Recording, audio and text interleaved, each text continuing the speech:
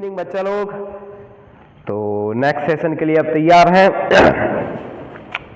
जो summer camp के लिए कल हमने एक डेमो डाला था उसकी ये सेकंड वीडियो है, तो कि हम इस समर कैंप में क्या सीखने वाले हैं। तो ये आपकी डिमांडिंग वीडियो रही है, जैसा कि मैंने कल भी बताया था कि आपकी एक क्वेरीज रही है कि सर हमको क्या क्या सीखने को मिलेगा। तो ये केवल एक छोटा सा एक कहते हैं ट्रेलर है, छोटा सा मूवी तो अभी आपको दिखाएंगे। तो ऐसी बहुत सारी चीज़ें, जैसे कल मैंने स्क्वायर निकालना सिखाया था, आज एक नई चीज़ सिखाने जा रहे हैं कि 2 डिजिट का अंडर रूट कैसे निकालें। सपोज तो परफेक्ट स्क्वायर है, जैसे मान लीजिए ये 25, ठीक है, ये तो आपसे बन जाता होगा। तो आपकी क्लास में आपको ये सिखाया होगा कि इसके पेयर बना लीजिए, जैसे 5 × 5, ठीक है।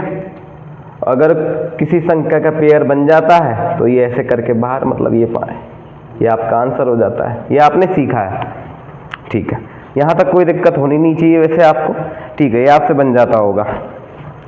दिक्कत कहाँ होती है? सपोज जैसे मान लीजिए मैं एक सवाल दे देता हूँ आपको, 3136, अब ये बताइए किसका है। तो अब यहाँ दिक्कत होती होगी, लेकिन विश्वास मानिए ये कुछ सेकंडों का सवाल है अगर आपने वो ट्रिक सीखी। तो सबसे पहले आपको सीखने के लिए कहते हैं ना, कोई भी युद्ध को जीतने के लिए कुछ हथियार चाहिए रहते हैं, तो इसमें हथियार का काम आपके ये स्क्वायर करेंगे। सबसे पहले तो आपको ये बिल्कुल मतलब ये याद ही रखना है कि आपको 1 से लेकर 9 तक तो स्क्वायर याद रहे, ठीक है। पहली कहानी तो ये है। दूसरी कहानी ये है कि आप इसका यूनिट डिजिट देखिए, जैसे 1 का स्क्वायर हमेशा यूनिट डिजिट कितना देगा? 1 देगा। 2 का स्क्वायर कभी भी यूनिट डिजिट कितना देगा? 4 देखा।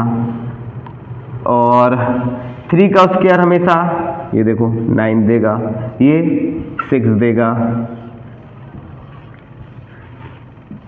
5 का स्क्वायर हमेशा यूनिट डिजिट आपको 5 ही देगा। 6 का स्क्वायर हमेशा यूनिट डिजिट आपको 6 देगा। 7 का स्क्वायर हमेशा आपको यूनिट डिजिट कितना देगा? 9 देगा। 8 का स्क्वायर हमेशा आपको यूनिट डिजिट कितना देगा? 4 देगा। 9 का स्क्वायर हमेशा आपको यूनिट डिजिट कितना देगा? 1 देगा। तो सबसे पहली चीज़ तो आपको ये ध्यान में रखना है, और वो छोटी चीज़ है, क्योंकि ये आपको अगर याद है तो आपको पता हो जाएगा। जैसे मैं आपको बोलूँ, बताओ 5 का स्क्वायर हमेशा यूनिट डिजिट क्या देगा, मतलब उसका इकाई अंक में कितना आएगा? 5 ही आएगा। 6 का स्क्वायर हमेशा यूनिट डिजिट कितना देगा? तो हमेशा 6 देगा। ये आपको याद रखना है। यहाँ तक मेरे हिसाब से कोई दिक्कत होगी नहीं। चलिए आगे बढ़ते हैं।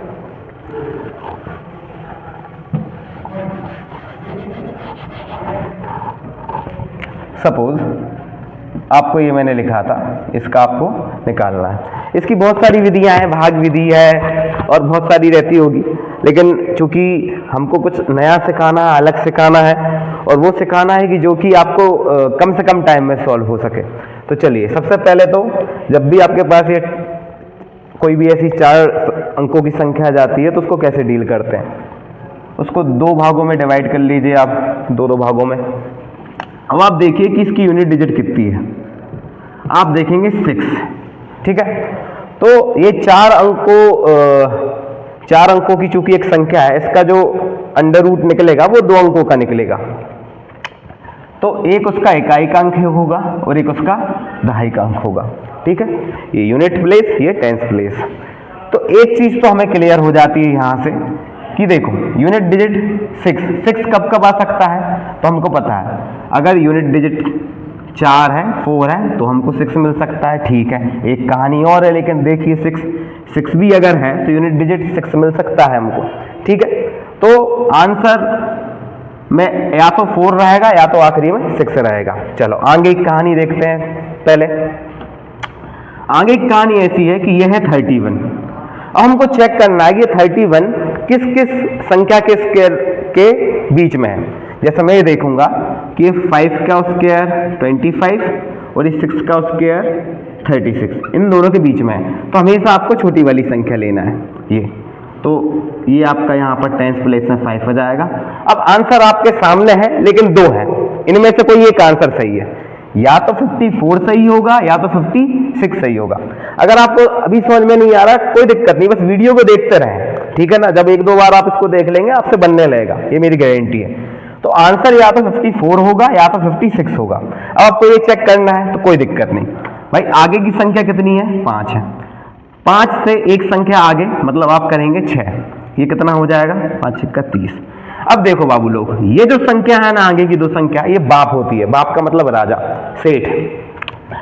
अगर ये बड़ी है तो बड़ी संख्या जो है वो आंसर होगा, अगर ये छोटी है तो छोटी संख्या आपका आंसर होगा। तो देखिए 5 6 आपने 30 किया, लेकिन ये संख्या चूंकि क्या है? बड़ी है, तो आपका आंसर 56 होगा। ये आपका आंसर है 56। तो 3136 किसका अंडर रूट है? 56। यहां तक मेरे हिसाब से कोई दिक्कत आपको नहीं होनी चाहिए। अगला सवाल करते हैं। अगर आपको समझ में नहीं आया है कोई दिक्कत नहीं, बस हम जुड़े रहिए हमारे साथ, देखते जाइए। अगला जैसे 2116, ठीक है। अब थोड़ा सा मैं कोशिश करता हूं कि पहले आपको आगे वाली संख्या मतलब दहाई का अंक पहले से कहूं फिर इकाई का अंक का, ठीक है। चलिए तो देखो, आपको दो भागों में इस पूरी संख्या को डिवाइड कर लेना है। सबसे पहले आगे की संख्या उठा लीजिए, ठीक है। पहला जब मैंने सवाल किया तो ये बाद में किया था, मैं इसको पहले करके दिखा रहा हूं ताकि आपको दहाई का अंक तो निकल जाए पहले आपका, ताकि आप श्योर हो जाए। चलो तो 21। अब ये किस किस संख्या के स्क्वायर के बीच में रहता है पहले मैं देख ले रहा हूं। ये 4 का स्क्वायर होता है 16 और ये 5 का स्क्वायर होता है 25। इन दोनों के बीच का हमको कौन सा चाहिए रहता है? छोटा वाला। तो एक चीज तो क्लियर है कि हमको आगे 4 मिलेगा। अब दिक्कत बाबू लोग यहाँ ये है कि आखिरी में 6 दे रहा है, यूनिट डिजिट कितना दे रहा है? 6। और ऐसी कौन कौन संख्या है जो स्क्वायर पे आपको 6 देती है यूनिट डिजिट? तो मैं यहाँ देख रहा हूं कि 4 मतलब 4 देता है और 1 देता है आपके पास 6।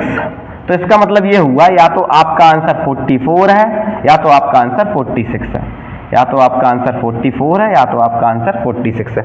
अब चेक करना है, ये है हमारा बाप लोग, देखो ठीक है ना, सेठ आदमी तो यही है। अब चेक करना है आगे की संख्या जो है आपकी, उसके एक संख्या आगे बढ़ाओ। 4 पंजे 20, ठीक है। तो 4 पंजे 20। अब बड़ा ये है, अगर ये बड़ा है तो बड़ी संख्या हमारी आंसर हो जाएगी, मतलब 46 आपका आंसर हो गया।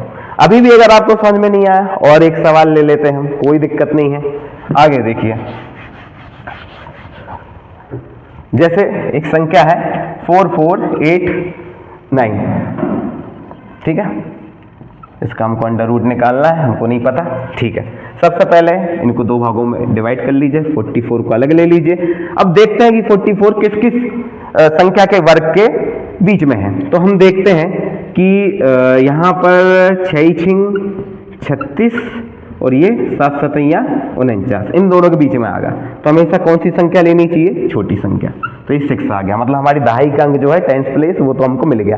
अब हमको चेक करना है कि भैया इसके बाजू में क्या आएगा, बस ये है, यही तो आंसर है। अगर ये ले आए तो आंसर निकल आएगा। तो हम देखते हैं कि यहाँ पर 9 है और 9 इनमें से जब मैं चेक करता हूं तो एक तो 3 देता है मुझको और एक देता है आपका 7। तो आंसर आपका या तो 63 है या तो 67 है, कोई दिक्कत नहीं। लेकिन अभी अगर डाउट है तो आप 6 जो आगे वाला नंबर है उससे एक आगे संख्या ले जाइए 7। आप इसको क्या कर लीजिए, इंटू करिए, 6 7 ये होता है 42। अब हम चेक करते हैं कि ये वाली संख्या, क्या ये संख्या बड़ी है? अगर ये संख्या बड़ी है तो ये तो वैसे ही सेट है, तो ये बड़ी संख्या आपका आंसर, मतलब 67 आपका क्या हो जाएगा? आंसर।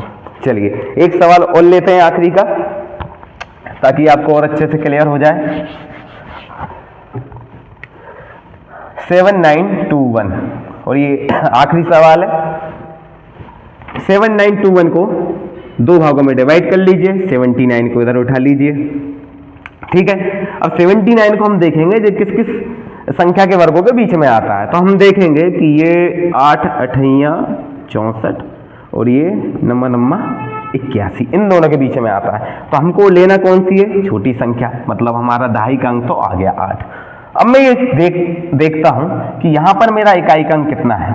जब मैं यहां पर इकाई का अंक देखने जाता हूं यूनिट डिजिट, तो ये है मेरा 1 और 1 किस किस संख्या में आता है? ये एक तो 1 का स्क्वायर ही 1 देता है और दूसरा 9 का स्क्वायर 80 में, मतलब आखिरी में 1 देता है। तो या तो आंसर आपका 81 रहेगा या तो आंसर आपका 89 रहेगा। चेक करना है, कोई दिक्कत नहीं। 8 उसके आगे की एक संख्या 9, 8 नाम होता है 72 होता है। देखते हैं भैया, अगर वो संख्या बड़ी है तो वो तो दाऊ है ही, उसमें कोई शक की बात नहीं है। तो हम देखते हैं कि ये संख्या बड़ी है, इसका मतलब जो आपका बड़ी संख्या है वो आपका आंसर हो जाएगा, मतलब 89 आपका आंसर हो जाएगा।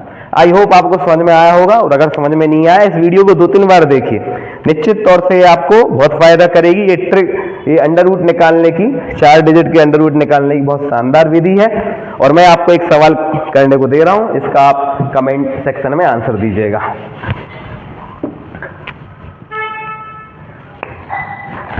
6889 इसका आप निकाल के इसी विधि से और कमेंट में आंसर दीजिएगा। तो आज के लिए इतना ही, ये डेमो नंबर हमारा सेकंड था।